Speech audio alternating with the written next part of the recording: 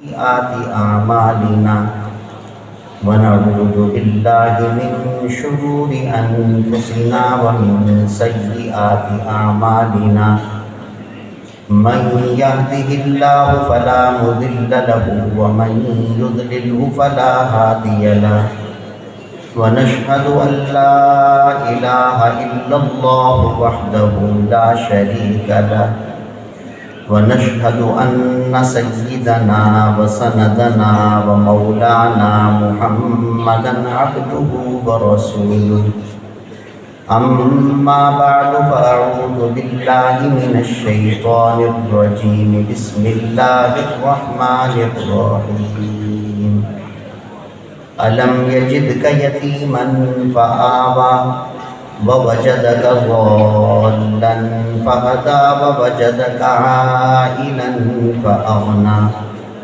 فأما اليتيم فلا تقهر وأما السائل فلا تنهر وأما بنعمة ربك فحدث. قال النبي صلى الله عليه وسلم اللهم ارحم خلفائي. قلنا من خلفاؤك يا رسول الله؟ قال الذين يحفظون أحاديث ويبلغونها إلى الناس أو كما قال عليه الصلاة والسلام. صدق الله العلي العظيم وصدق رسوله النبي الكريم ونحن على ذلك من الشاهدين والشاكرين والحمد لله رب العالمين. بزرگان محترم و برادران عزیزم، تمام حضرات سے پہلی درخواست تو یہ ہے کہ آپس میں گفتگو نہ کریں. یہ حدیث کے احترام کے خلاف ہے. خاموشی سے سنیں. میری بات نہیں، یہ اللہ کے رسول کی گفتگو ہے. دوسری عرض یہ ہے کہ انشاءاللہ ایسی گفتگو کرنے کی کوشش کروں گا. اللہ تعالیٰ میری زبان سے وہ باتیں جاری کروائیں کہ جو طلباء کے لیے اور سامعین کے لیے اور خود اس اختر کے لیے نافع ہیں. حضور اکرم صلی اللہ علیہ وسلم کے مبارک فرمودات کو حدیث کہا جاتا ہے. آپ علیہ السلام نے جو گفتگو فرمائی اس کو حدیث کہتے ہیں. آپ نے جو عمل کیا، حضرات صحابہ کرام نے اس عمل کو نقل کیا، اسے حدیث کہتے ہیں. حضور اکرم صلی اللہ علیہ وسلم کے سامنے کسی صحابی نے کوئی عمل کیا یا کوئی گفتگو کی، آپ نے اسے دیکھا اور سکوت اختیار فرمایا تو اسے بھی حدیث کہتے ہیں. پہلی قسم کو قولی حدیث کہتے ہیں، دوسری قسم کو فعلی حدیث کہتے ہیں، اور تیسری قسم کو تقریری حدیث کہتے ہیں.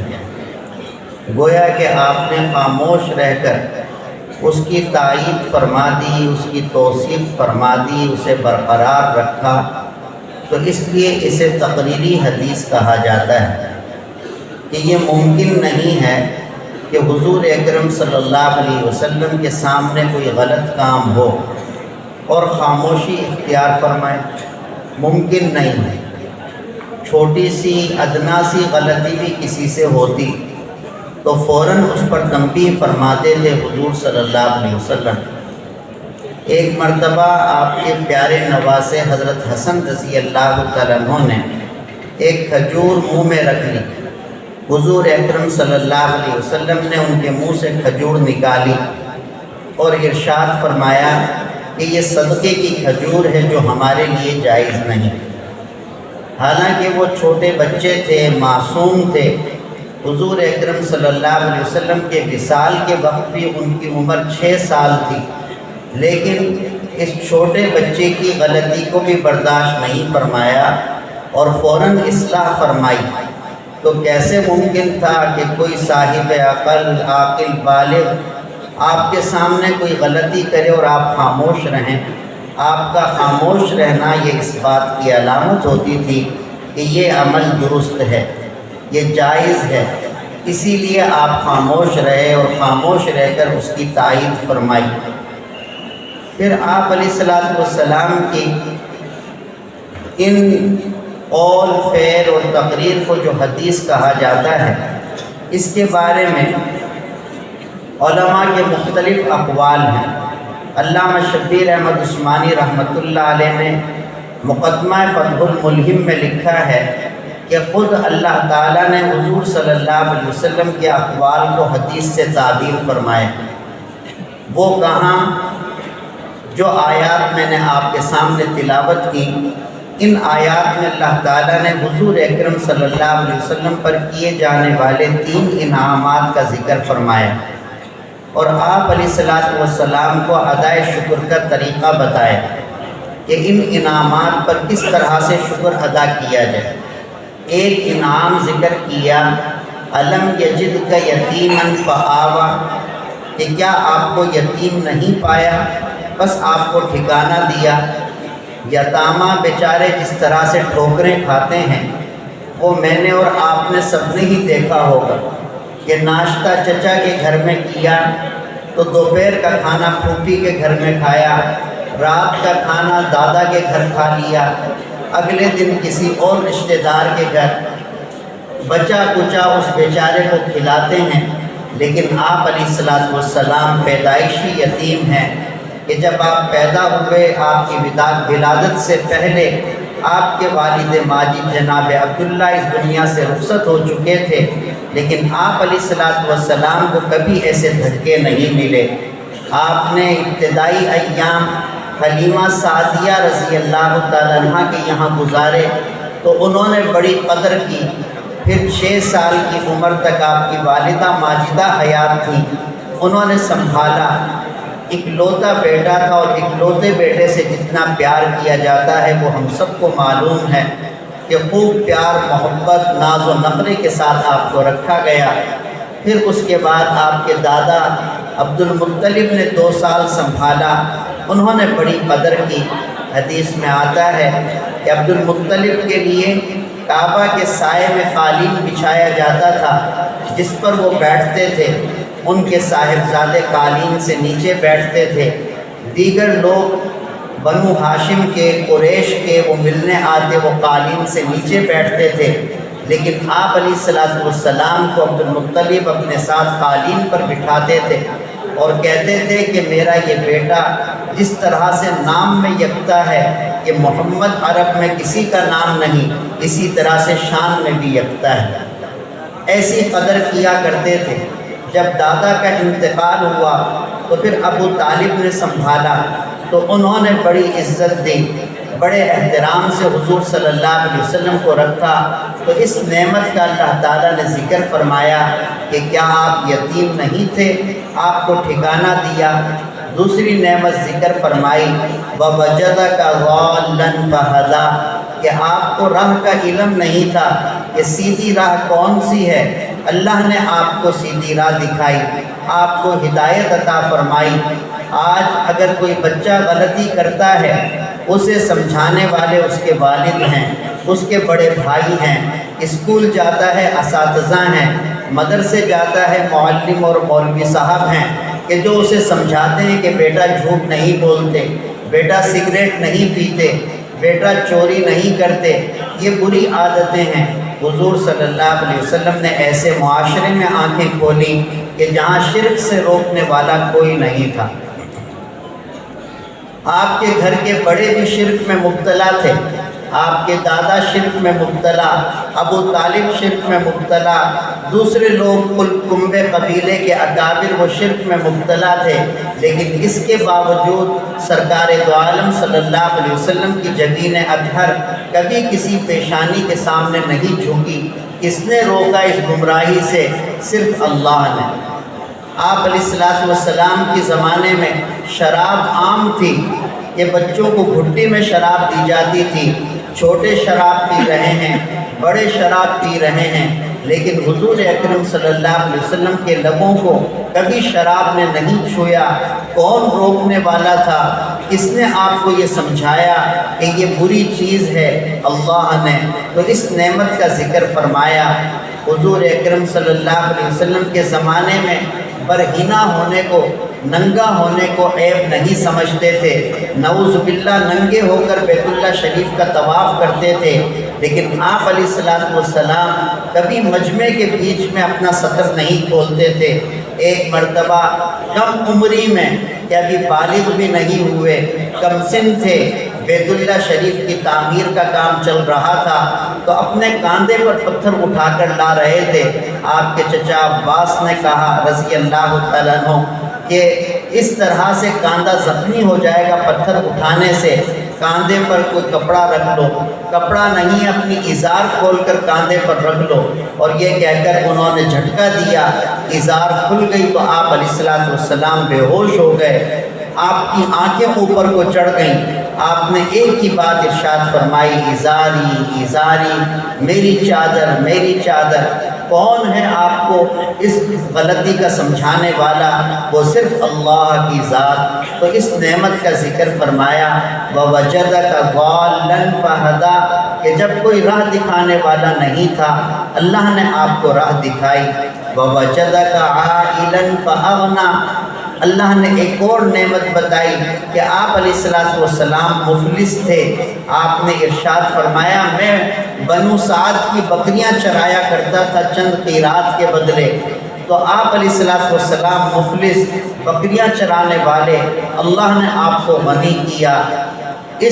کس طرح سے غنی فرمایا اللہ تعالیٰ نے؟ آباء و اجداد کی کوئی جائیداد نہیں ملی آپ کو، اللہ نے غنی کیا، اور ایسے عجیب طریقے سے، اور ایسا غنا عطا فرمایا کہ سرداروں کو 100 اونٹ عنایت فرمائے، 100 بکریاں عنایت فرمائی، اقرا بن حابس کو 100 اونٹ عنایت فرمائے، بدر بن عیینہ کو 100 اونٹ عنایت فرمائے، ایک ایک شخص کو 100 اونٹ دے دیے۔ دیہاتی آپ سے مطالبہ کر رہے ہیں کہ ہمیں کچھ دو، ببول کے درخت کی طرف اشارہ کیا، ارشاد فرمایا کہ اس کے کانٹوں کے برابر اگر میرے پاس جانور ہوتے وہ بھی تمہیں دے دیتا۔ تو ایسا غنی اللہ نے آپ کو بنایا، حالانکہ آباء و اجداد کی کوئی جائیداد نہیں تھی۔ اب یہ 3 نعمتیں اللہ تعالیٰ نے آپ کو عطا فرمائی، ان کے ادائے شکر کا طریقہ بتایا۔ ہر نعمت پر شکر واجب ہے۔ شیخ سعدی شیرازی رحمۃ اللہ علیہ فرماتے ہیں کہ سانس میں 2 نعمتیں ہیں، کہ ایک نعمت تو یہ کہ اللہ تعالیٰ نے آکسیجن کو اندر کھینچنے کی صلاحیت عطا فرمائی، اللہ تعالیٰ نے اسے کھینچنے کی قوت عطا فرمائی، یہ ایک نعمت ہے۔ اور پھر دوبارہ سانس کو باہر نکالنا، یہ دوسری نعمت ہے۔ فرمایا کہ ایک سانس میں 2 نعمتیں، ہر نعمت پر شکر واجب۔ کون ہے جو اللہ تعالیٰ کی ساری نعمتوں کا شکر ادا کر سکے؟ حضرت داؤد علیہ السلام نے اللہ تعالیٰ سے عرض کیا کہ اللہ، میں اپنے جو عبادات کے اوقات ہیں ان میں سے 1/3 وقت صرف آپ کا شکر ادا کرتا رہوں۔ اللہم لک الحمد و لک الشکر۔ اللہ تعالیٰ نے فرمایا داؤد بہت اچھا، لیکن ہے کم، کہ اللہ اگر کم ہے تو پھر نصف وقت میں صرف شکر ادا کرتا رہوں۔ داؤد بہت اچھا، لیکن ہے کم، کہ اللہ پھر میں 2/3 وقت آپ کا شکر ادا کرتا رہوں۔ داؤد بہت اچھا، لیکن ہے کم، کہ اللہ پھر سارے وقت ہی میں شکر ادا کرتا رہوں۔ فرمایا داؤد بہت اچھا، لیکن ہے کم۔ تو کہا اللہ پھر اس سے زیادہ شکر ادا کرنے سے تو عاجز ہوں۔ فرمایا یہ اعتراف کرتے رہو کہ اللہ تیری نعمتیں اتنی کہ ان کا شکر ادا کرنے سے عاجز ہوں۔ شکر ادا کرتے رہو اور اعتراف کرتے رہو۔ ان 3 نعمتوں کے شکر کا طریقہ بتایا کہ اللہ تعالیٰ نے آپ کو مفلس ہوتے ہوئے، آپ کے پاس کچھ نہ ہوتے ہوئے آپ کو غنی کیا۔ تو اس کی نعمت یہ ہے، اس نعمت کا شکر یہ ہے کہ آپ فقیر کو جھڑکیں نہیں۔ چنانچہ آپ علیہ السلام کا اس معاملے میں جو عمل تھا وہ قابل اتباع ہے۔ حضور اکرم صلی اللہ علیہ وسلم کے پاس کوئی ہاتھ پھیلاتا تھا تو خالی نہیں جاتا تھا، اسے عنایت فرمایا کرتے تھے۔ حضرت حکیم بن حزام رضی اللہ تعالیٰ عنہ بڑے مالدار ہیں۔ بخاری شریف کی حدیث ہے کہ میں نے حضور صلی اللہ علیہ وسلم سے طلب کیا، آپ نے مجھے عنایت فرما دیا، دوبارہ طلب کیا، دوبارہ عنایت فرما دیا، سہبارہ طلب کیا تو ارشاد فرمایا کہ حکیم یہ مال بڑا سرسبز اور میٹھا ہے، جو اس کو دل کی سخاوت کے ساتھ لیتا ہے اس کے لیے برکت دی جاتی ہے، اور جو دل کے حرص کے ساتھ لیتا ہے اس کے لیے برکت نہیں ہوتی۔ اغنیاء کو بھی عنایت فرما دیا کرتے تھے، ایسی سخاوت تھی۔ ایک موقع پر ارشاد فرمایا کہ سائل اگر گھوڑے پر سوار ہو کر آئے تب بھی اسے خالی نہ لوٹاؤ۔ اس زمانے کی سب سے عمدہ سواری گھوڑا تھا، اونٹ کو اس سے کم درجہ دیا جاتا تھا، خچر کو اس سے کم درجہ دیا جاتا تھا، گدھے کو اس سے کم درجہ دیا جاتا تھا، سب سے عمدہ سواری گھوڑا۔ فرمایا سائل گھوڑے پر سوار ہو کر آئے اسے بھی خالی نہ لوٹاؤ۔ یہ آپ علیہ السلام کی مبارک تعلیمات۔ پھر تیسری نعمت کا ذکر فرمایا کہ دوسری نعمت ادائے شکر کا طریقہ بتایا کہ آپ یتیم تھے، اللہ نے آپ کو ٹھکانہ عطا فرمایا تو آپ یتیم کو جھڑکیں نہیں۔ چنانچہ آپ علیہ السلام نے یتامہ کی قدر سکھائی۔ ارشاد فرمایا کہ یتیم کے سر پر شفقت سے ہاتھ رکھے، اس کے ہاتھ کے نیچے جتنے بال آئیں گے اللہ اتنی نیکیاں عطا فرمائیں گے۔ ارشاد فرمایا اپنی شہادت کی انگلی اور درمیان والی انگلی ملا کر ارشاد فرمایا انا وکافل الیتیم ہاکذا فی الجنہ، میں اور یتیم کی کفالت کرنے والا جنت میں ایسے ہوں گے۔ ایسی قدر سکھائی۔ اور تیسری نعمت جو اللہ نے آپ کو عطا فرمائی کہ آپ کو راہ کا علم نہیں تھا، اللہ نے آپ کو سیدھی راہ دکھائی، اس کے ادائے شکر کا جو طریقہ بیان کیا وَأَمَّا بِنِعْمَةِ رَبِّكَ فَحَدِّثْ، کہ آپ اپنے رب کی اس نعمت کو بیان کیجئے۔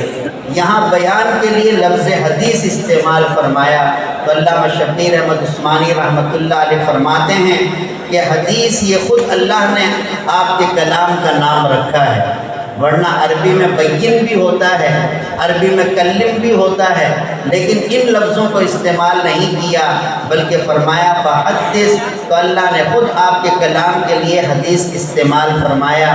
چنانچہ آپ علیہ السلام کے مبارک کلمات کو، آپ کے افعال کو، آپ کی تقریرات کو حدیث کہا جاتا ہے۔ اور یہ کتاب بخاری شریف یہ علم حدیث ہی میں لکھی گئی ہے، بڑی فضیلت والی کتاب ہے۔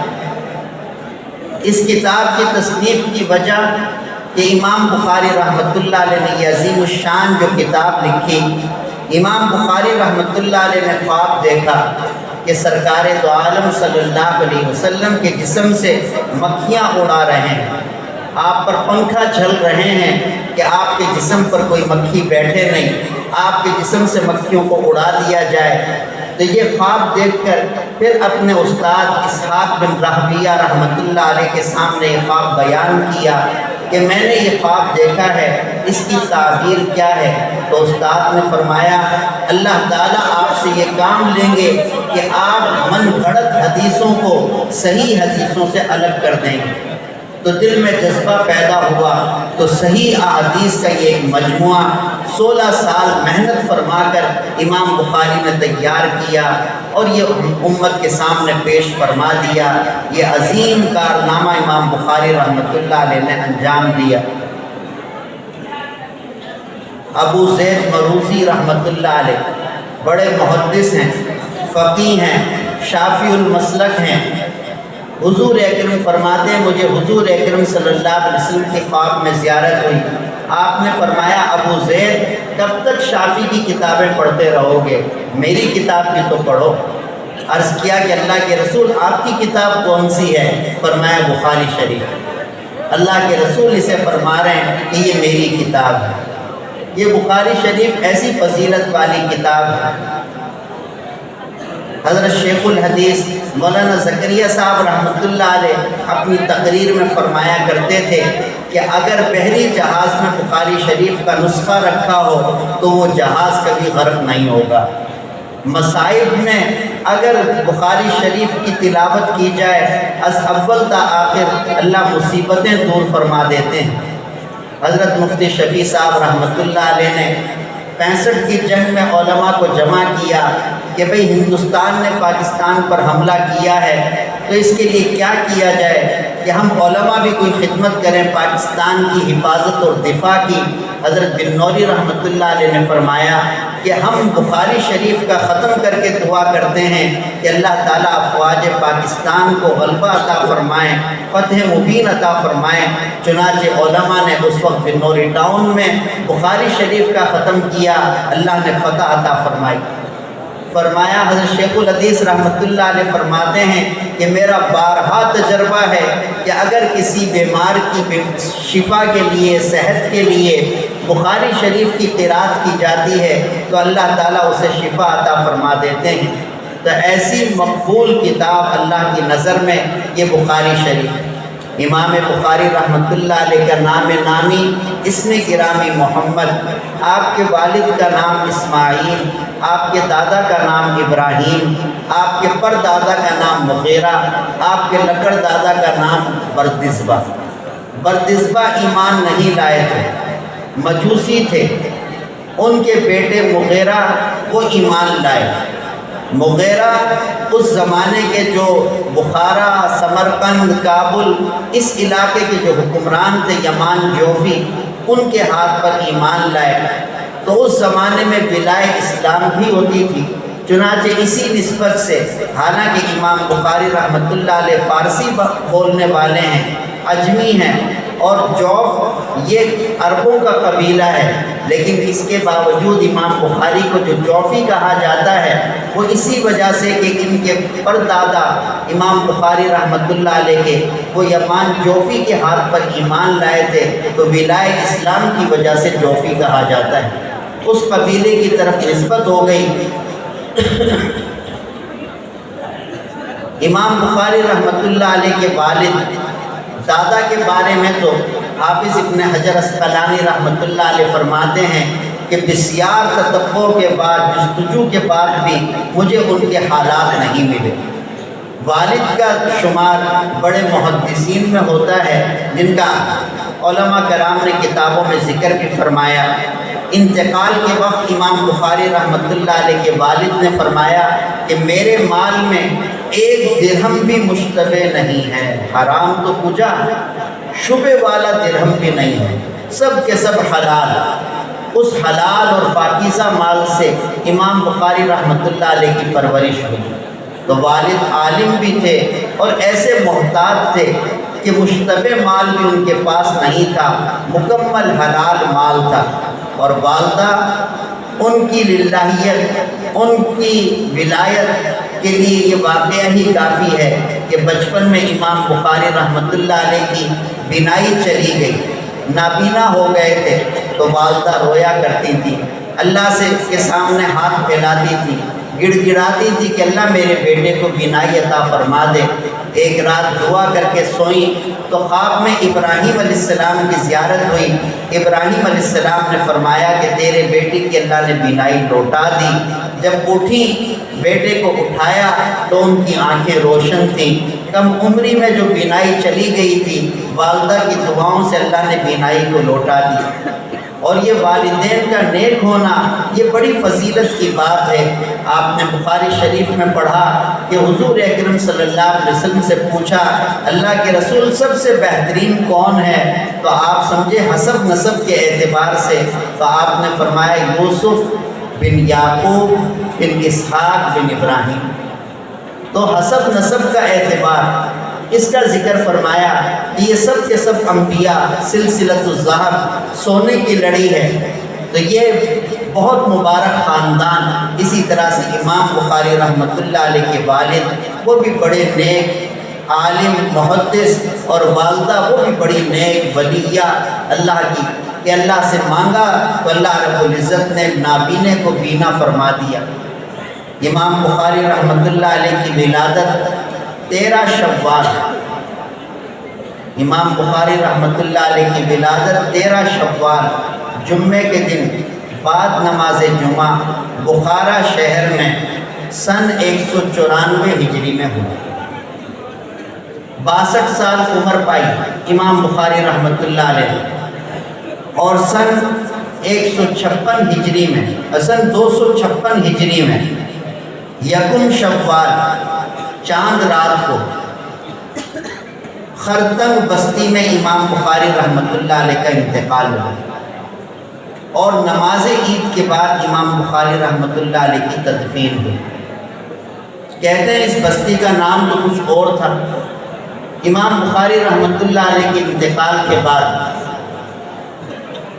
جب آپ کے جنازے میں شرکت کے لیے لوگ آئے تو اس زمانے کی جو سواری تھی گدھا، جسے فارسی میں خر کہتے ہیں، اس قدر کثرت سے آئے اس بستی میں لوگ سوار ہو کر کہ وہ بستی گدھوں کے لیے تنگ پڑ گئی، اس سے اس کا نام رکھا گیا خرطنگ۔ یہ امام بخاری رحمۃ اللہ علیہ کے مختصر سے حالات میں نے آپ کے سامنے ذکر کیے۔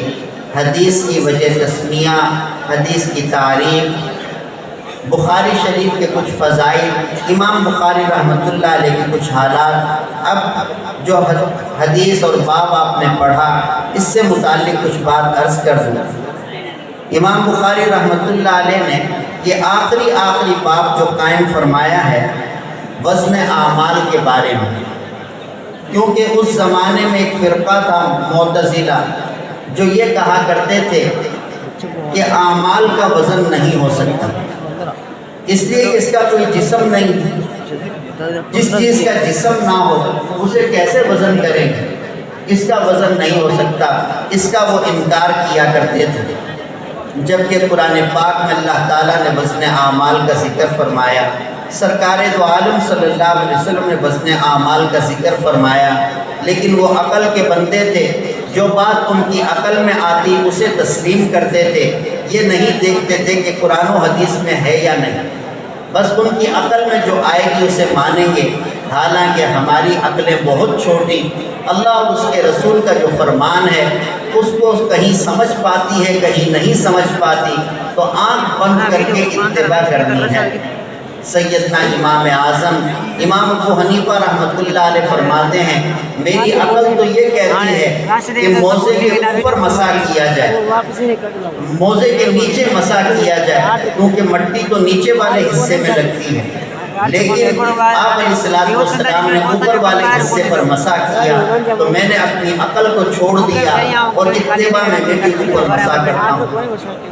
امام ابو حنیفہ رحمۃ اللہ علیہ فرماتے ہیں کہ میری عقل کو یہ کہتی ہے کہ بیٹی کو دگنا ملنا چاہیے تھا باپ کی وراثت میں، کیونکہ وہ گھر میں گری رہتی ہے، وہ کمزور ہے، وہ مزدوری نہیں کر سکتی، وہ کما نہیں سکتی، اور بیٹے کو سنگل ملنا چاہیے، بیٹی کو ڈبل ملتا، بیٹے کو سنگل ملتا، لیکن اللہ تعالیٰ نے بیٹے کو دگنا دیا اور بیٹی کو سنگل دیا، چنانچہ میں اسی کے مطابق فتویٰ دیتا ہوں۔ تو ایمان والے وہ اپنی عقل کے تابع نہیں، وہ تو اللہ اور اس کے رسول کے تابع ہوتے ہیں کہ جو اللہ اور اس کے رسول نے فرمایا بس ویسا ہی کرنا ہے، چاہے وہ بات سمجھ میں آئے یا نہ آئے۔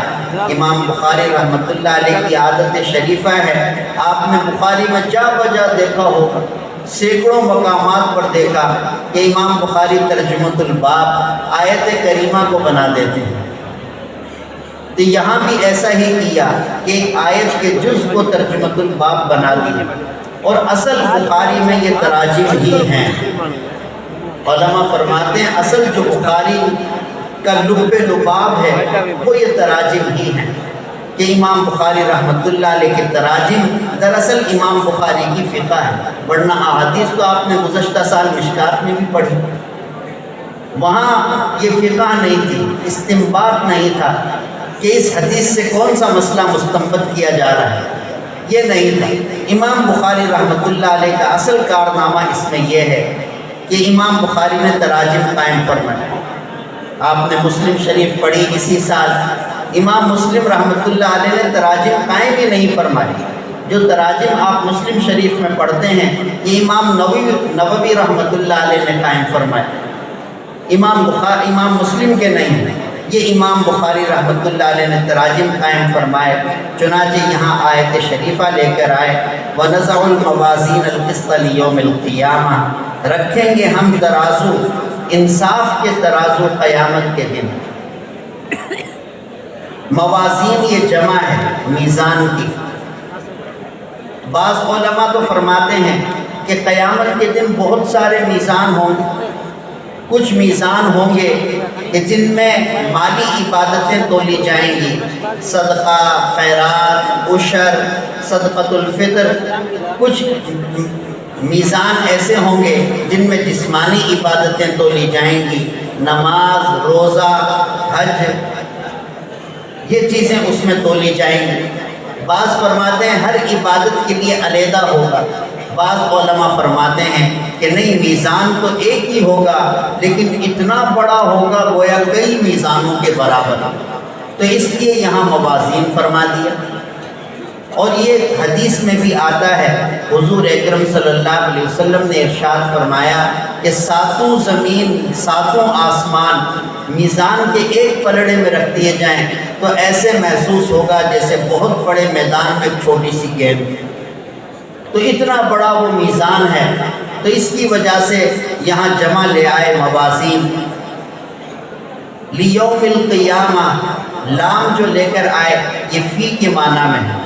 یہ آپ نے نحو کی کتابوں میں پڑھا کہ حروف جار ایک دوسرے کی جگہ پر استعمال ہوتے ہیں، تو یہاں فی کی جگہ پر لام استعمال ہو گیا، اے فی یوم القیامہ، کہ قیامت کے دن میں موازین یعنی میزان رکھا جائے گا۔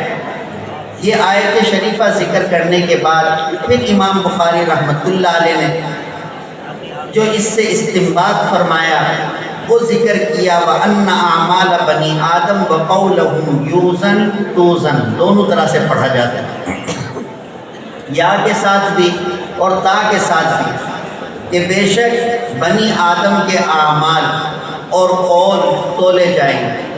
یہاں عمل کی جمع اعمال لے کر آئے لیکن قول کی جمع اقوال نہیں لے کر آئے، تو اس کی وجہ علماء نے یہ لکھی کہ اعمال مختلف اعضاء سے کیے جاتے ہیں۔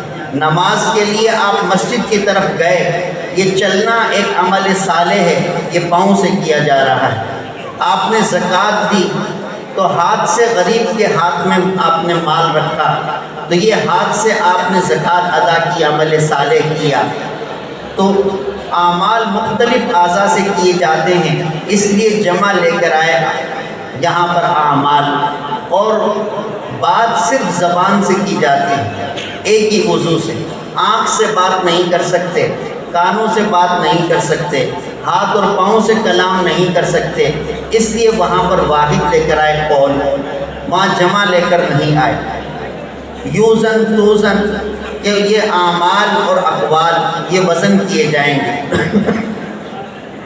زمانہ ثابت میں تو علماء کرام فرمایا کرتے تھے کہ بھئی اللہ تعالیٰ ان کو جسم عطا فرما دیں گے، نماز کو، تلاوت قرآن پاک کو، یعنی اعمال ہوں یا اقوال ہوں، ان کو جسم عطا فرمائیں گے اور پھر وہ تولے جائیں گے۔ لیکن اس زمانے میں جدید جو سائنس، اس نے اعراض صرف نہیں بلکہ جن کے جسم نہیں ہیں ان کو بھی تول کر دکھا دیا۔ بخار کو تولا جاتا ہے کہ اس کے جسم میں بخار 101 ہے، 102 ہے، اب 104 ہو گیا، پھر گھٹ کر 103 ہو گیا، تو یہاں پر ناپا تولا جا رہا ہے۔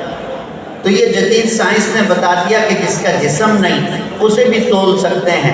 تو جن کو اللہ نے عقل دی انہوں نے ایسے آلے بنا لیے کہ وہاں یہ بغیر جسم والی چیزیں تولی جا رہی ہیں، تو وہ خالق وہ کیوں نہیں ایسا ترازو بنا سکتا کہ جس میں بغیر جسم والے یہ اعمال و اقوال تول لیے جائیں، یہ بھی تول سکتے ہیں۔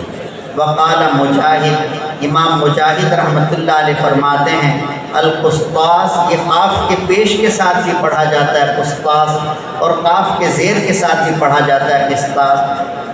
العدل بالرومیہ، یہ انصاف عدل کے معنی میں ہے رومی زبان میں۔ یقال القسط مصدر المقسط، اور کہا جاتا ہے کہ قسط یہ مقسط کا مصدر ہے۔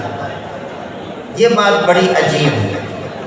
مقسط یہ تو آپ نے پڑھا باب افعال کا اسم فاعل ہے، اور اس کا مصدر تو آتا ہے اقساط، اور امام بخاری فرما رہے ہیں القسط۔ تو اس کے دو جواب دیے جاتے ہیں۔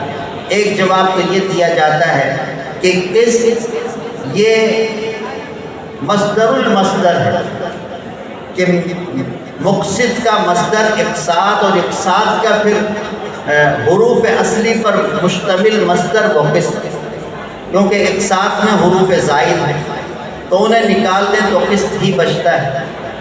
بعض علماء نے عجیب بات فرمائی کہ القسط یہ ہے مبتدا اور مصدر یہ اس کی خبر، تو یہ مبتدا خبر مل کر جملہ اسمیہ خبریہ بن کر یہاں کام ہو گیا۔ القسط مصدر، پھر آگے فرماتے ہیں دوسرا جملہ ہے المقسط وهو العادل، کہ قسط مصدر ہے اور المقسط یہ عادل کے معنی میں ہے۔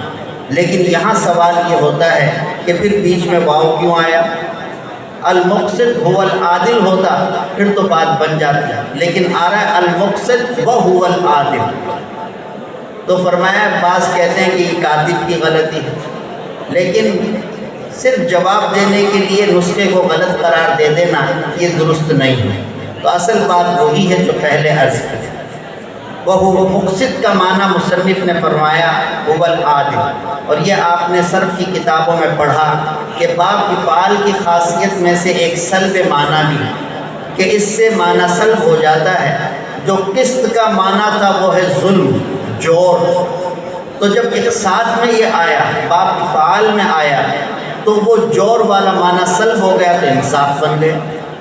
یہاں عدل انصاف کے معنی، اور اس کا فاعل عادل، اور اقساط کا فاعل مقسط۔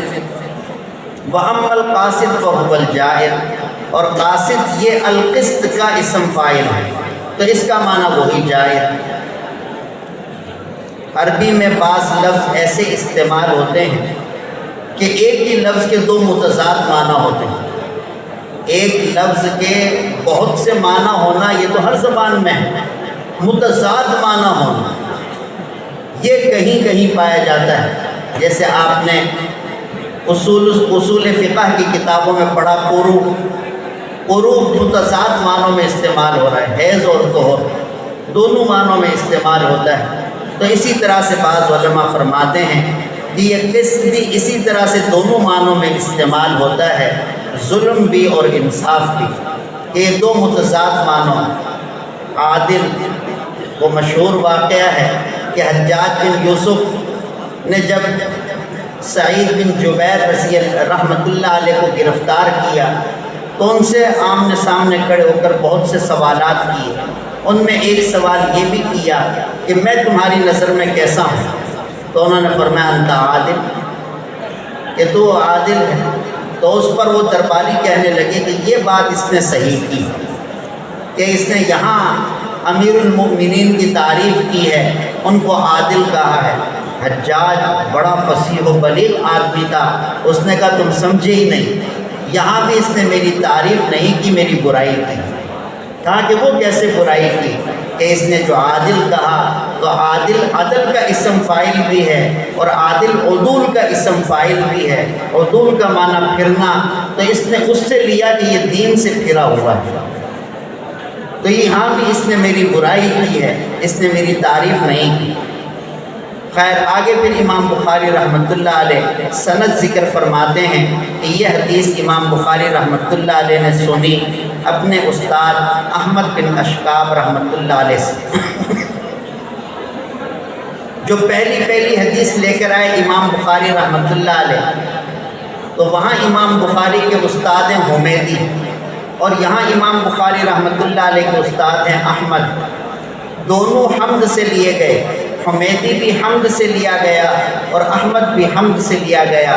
جو بخاری پر ایک اعتراض کیا جاتا ہے کہ امام بخاری رحمۃ اللہ علیہ نے اپنی کتاب خطبے سے حمد سے شروع نہیں فرمائی، تو اس پر اس وقت استاد صاحب نے آپ کو جواب بتائے ہوں گے کہ حضور اکرم صلی اللہ علیہ وسلم کی دو علیحدہ علیحدہ سنتیں ہیں۔ تحریر میں آپ کی سنت علیحدہ ہے اور تقریر میں آپ کی سنت علیحدہ ہے۔ تقریر میں آپ کی سنت تھی کہ آپ حمد سے تقریر شروع فرماتے تھے، اور تحریر میں سنت کہ آپ تسمیہ سے شروع فرماتے تھے۔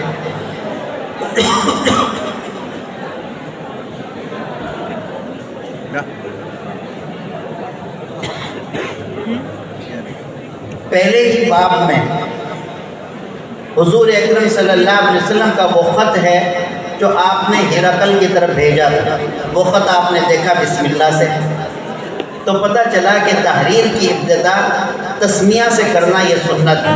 تو امام بخاری کی یہ تحریر تھی، چنانچہ اس کی ابتدا بسم اللہ سے فرمائی، حمد سے نہیں فرمائی۔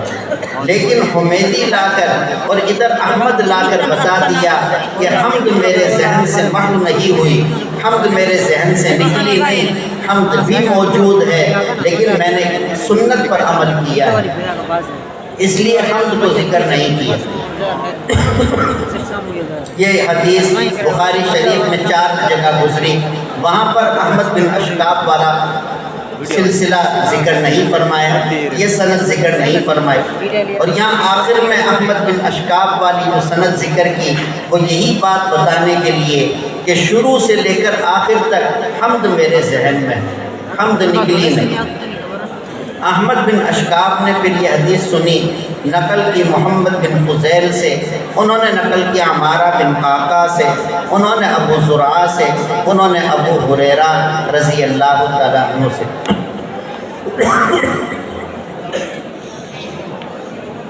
اس کو کہتے ہیں سند، اور تفصیلی بحث اس میں شروع میں ہو چکی، استاد صاحب نے آپ کے سامنے کی ہوگی کہ سند کی اہمیت۔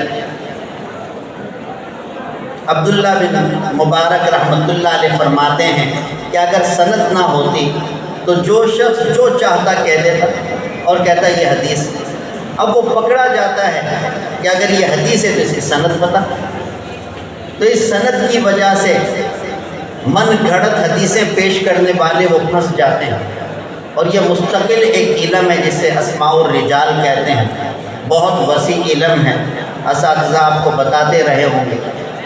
آخری راوی اس کے ابو ہریرہ رضی اللہ تعالیٰ عنہ وہ فرماتے ہیں قال النبی صلی اللہ علیہ وسلم، نبی کریم صلی اللہ علیہ وسلم نے ارشاد فرمایا، کلمتان حبیبتان الی الرحمن، 2 کلمے محبوب ہیں رحمان کی طرف، یعنی ان کا کہنے والا محبوب ہے رحمان کو، اللہ کو وہ بڑا محبوب ہے جو 2 کلمات کہے۔ یہاں کلمات سے مراد کلام ہے، وہ آپ نے پڑھا نحو کی کتابوں میں کہ کلمہ تو مفرد ہوتا ہے اور یہ مفرد نہیں ہے بلکہ کلام ہے، تو ایسا ہوتا ہے کہ کلام کو بھی کلمہ کہہ دیتے ہیں، جیسے کلمہ طیبہ، اب وہ کلام ہے لیکن اسے کلمہ طیبہ کہتے ہیں، تو اسی طرح سے یہاں بھی اس کو کلمہ کہہ دیا گیا۔ اب ذہن میں یہ بات پیدا ہوئی کہ جو اللہ کو محبوب ہے تو وہ بڑے مشکل کلمات ہوں گے، تو اسے رفع فرما دیا کہ نہیں ایسا نہیں ہے، مشکل نہیں، خفیفتان علی اللسان، وہ زبان پر بڑے ہلکے ہیں، وہ مشکل نہیں ہیں، ہلکے ہیں تو پھر ان کا اجر نہیں ہوگا، پھر ان کا اجر کم ہوگا، تو اس کی نفی فرما دی کہ نہیں ایسا نہیں ہے کہ ان کا اجر کم ہو، ثقیلتان فی المیزان، وہ میزان میں بہت بھاری ہیں، ان کا وزن کم نہیں ہے۔ یہ تو کافروں کی ذہنیت ہے کہ مشکل کام کرو تو اجر زیادہ ہے۔ ہمارے یہاں ٹنڈولیار میں ایک مندر ہے، جب وہ میلہ لگتا ہے ہندوؤں کا، وہ مندر، اس میں جب میلہ لگتا ہے تو میں دیکھتا ہوں سینکڑوں میل سے، ٹنڈولیار سے کوئی 300 کلومیٹر دور ہوگا کھوکھرا پار، یا اس سے بھی شاید زیادہ ہو، سینکڑوں میل سے مرد، عورتیں، بچے، بوڑھے ننگے پاؤں پیدل آتے ہیں۔ ان سے پوچھتے ہیں بھئی کیوں؟ کہ جتنی مشقت اٹھائیں گے بھگوان اتنے راضی ہوگا۔ ہمارے یہاں یہ نہیں، آپ نے شروع میں ہی باب امام بخاری رحمۃ اللہ علیہ نے باب باندھا، وہ پڑھا الدین و یسر، کہ دین اسلام کو بہت آسان دین ہے، یہ مشکل دین نہیں ہے۔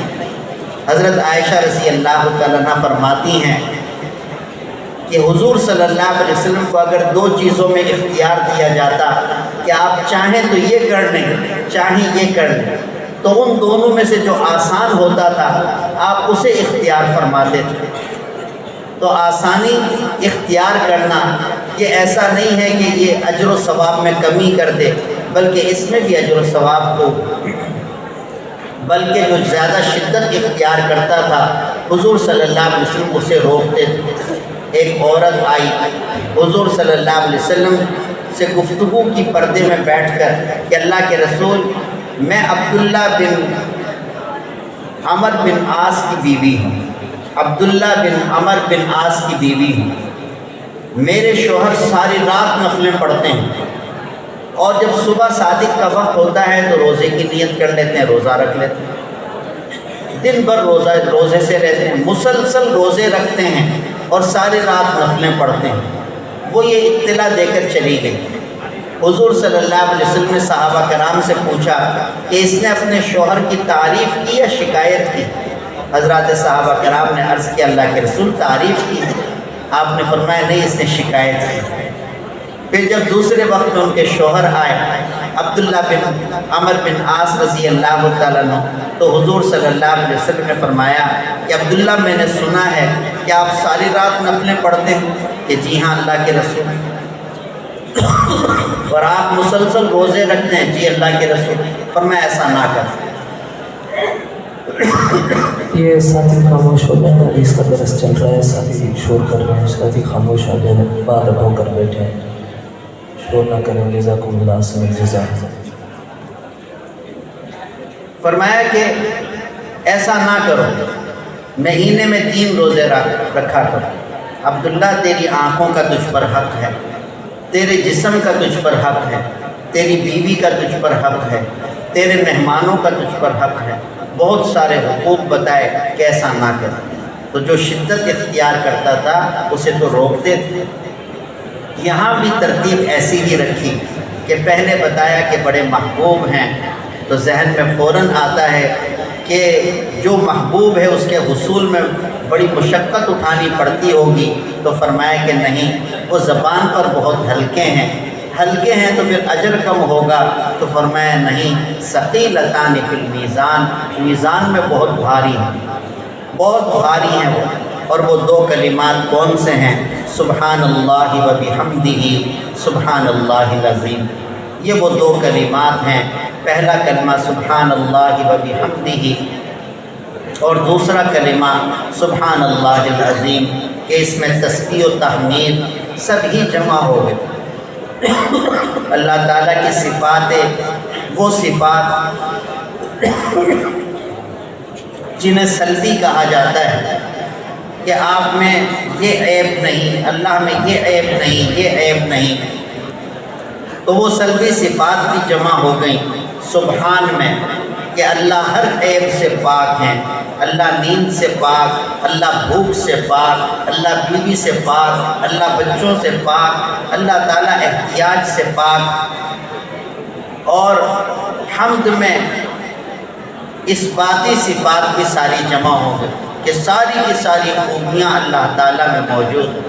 آخری سورت جو نازل ہوئی حضور صلی اللہ علیہ وسلم پر، وہ سورہ نصر، اس میں اللہ تعالیٰ نے حضور اکرم صلی اللہ علیہ وسلم کو حکم فرمایا فَسَبِّحْ بِحَمْدِ رَبِّكَ، اپنے رب کی حمد و تسبیح کیجیے، فَسَبِّحْ تسبیح کیجیے، بِحَمْدِ رَبِّكَ اپنے رب کی حمد کے ساتھ۔ تو یہ حمد اور تسبیح دونوں جمع ہو گئے، سبحان اللہ و بحمدہ، تسبیح بھی آ گئی، تحمید بھی آ گئی، حمد اور تسبیح دونوں جمع ہیں، سبحان اللہ العظیم۔ تو یہ بڑے مبارک کلمات، ان کے پڑھنے کی وجہ سے میزان بھر جاتا ہے، ترازو بھر جاتا ہے۔ ابھی بتایا اتنا بڑا ترازو کہ 7 آسمان 7 زمینیں اس میں رکھی جائیں تو وہ ایک گیند کی طرح، جیسے بڑے میدان میں ایک گیند ہو، ایسے محسوس ہوتی۔ وہ بڑا ترازو ان مبارک کلمات کے پڑھنے سے بھر جاتا ہے۔ حضور اکرم صلی اللہ علیہ وسلم نے ایک موقع پر ارشاد فرمایا کہ جو شخص بزدلی کی وجہ سے جہاد نہ کر سکے، بخل کی وجہ سے مال خرچ نہ کر سکے، وہ یہ کہا کرے سبحان اللہ و بحمدہ، تو اللہ اس کو جہاد کرنے والوں کے برابر، مال خرچ کرنے والوں کے برابر اجر عطا فرمائیں۔ ایک موقع پر حضور صلی اللہ علیہ وسلم نے ارشاد فرمایا اللہ نے ہر چیز کا رزق سبحان اللہ و بحمدہ میں رکھا ہے۔ ایک صحابی حضور صلی اللہ علیہ وسلم کی خدمت میں حاضر ہوئے کہ اللہ کے رسول فقر و فاقہ نے میرے گھر میں ڈیرے ڈال دی، خوشحالی میرے گھر سے روٹ کر چلی گئی، کئی دن ہو جاتے ہیں ہمارے گھر میں کھانے کو کچھ نہیں ہوتا۔ حضور اکرم صلی اللہ علیہ وسلم نے جب ان کے حالات سنے تو ارشاد فرمایا کہ تم اللہ کے خزانوں کی چابیاں کیوں نہیں لیتے؟ کہ اللہ کے رسول وہ کیا ہیں؟ تو آپ نے یہی کلمات تعلیم فرمائے، ایک اس میں اضافہ فرمائے، دو کلمات تو یہی سبحان اللہ و بحمدہ سبحان اللہ العظیم، اور ایک کا اضافہ فرمایا و بحمدہ استغفر اللہ۔ یہ تین کلمات جمع فرمائے کہ صبح صادق کے وقت یہ 100 مرتبہ پڑھا کر یہ اللہ کے خزانوں کی چابیاں ہیں، یہ شروع کر دیا، گویا اللہ کے خزانے تیرے قدموں میں آ گئے۔ انہوں نے یہ شروع کر دیا۔ چند دن بعد حضور صلی اللہ علیہ وسلم کی خدمت اقدس میں آئے اور عرض کیا کہ اللہ کے رسول جب سے میں نے تسبیح شروع کی اللہ نے اتنا رزق عطا فرمایا کہ اب مجھ سے سنبھل نہیں رہا۔ تو یہ وہ مبارک کلمات ہیں، ان کی ہمیشہ تسبیح کی جائے۔ لیکن میرے شیخ فرمایا کرتے تھے کہ کوئی بھی عمل دنیاوی فائدے کے لیے نہ ہو، ہر عمل اللہ کی رضا کے لیے ہو۔ کہ آپ علیہ السلام نے جیسے ارشاد فرمایا کہ جو شخص مغرب کے بعد سورہ واقعہ پڑھے اس پر کبھی فاقہ نہیں آئے گا، تو فرماتے تھے اس نیت سے نہ پڑھو بلکہ پڑھو اس لیے کہ اللہ راضی ہو جائیں گے، تو یہ چیزیں تو خود بخود مل جائیں گے۔ عمل صرف اللہ کی رضا کے لیے ہو اور کسی مقصد کے لیے نہ ہو۔ فرمایا کرتے تھے جیسے آدمی بھینس خریدتا ہے دودھ کے لیے کہ اس کا دودھ پیوں گا، گوبر مفت میں ملتا ہے، تو دنیا تو گوبر ہے، یہ تو مفت میں ملے گا۔ حضور اکرم صلی اللہ علیہ وسلم نے ارشاد فرمایا الدنیا جیفت وطالبها کلاب، کہ دنیا مردار ہے، اس کو چاہنے والے کتے ہیں، اس کی نیت نہ ہو، نیت تو ہمیشہ ہو کہ اللہ تو راضی ہو، باقی یہ دنیاوی چیزیں خود بخود مل جائیں گی، ان کی طلب نہ ہو۔ کسی اللہ والے سے رابطہ رکھنا، تبلیغی جماعت کے ساتھ وقت لگاتے رہنا، اپنے اساتذہ اور مشائخ کے مشن کو نہ چھوڑنا، ہمیشہ اپنے اکابرین سے جڑے رہنا، اساتذہ کے مشورے سے وقت گزارنا۔ اللہ تعالیٰ سمجھ اور عمل کی توفیق عطا فرمائے۔ حقیقت تو یہ ہے کہ میرے گلے کی جو کیفیت تھی میں خود نہیں سمجھ پا رہا تھا کہ میں نے ہاں کر لی مولانا شفیع صاحب دامت برکاتہم سے کہ ٹھیک ہے میں آ جاؤں گا، لیکن اب گلا خراب ہو گیا، میں کیسے بات کروں؟ انکار کرنا بھی اچھا نہیں لگ رہا تھا، وعدہ خلافی کرنا بھی برا عمل ہے، تو میں آ گیا۔ یہ صرف آپ حضرات کی توجہ کی برکت ہے کہ دو چار باتیں عرض کر دیں۔ اللہ اپنی بارگاہ میں قبول فرمائے۔ وآخر دعوانا الحمدللہ رب العالمین۔